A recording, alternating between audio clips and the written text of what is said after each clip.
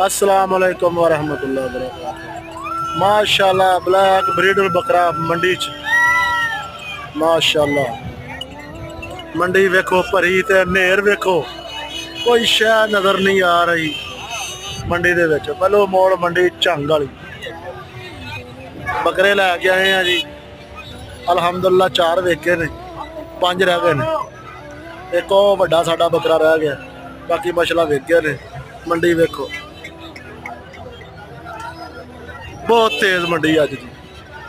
ते मेरा एक घट्टा दे धूड़ ही धूड़ ते अखा बंद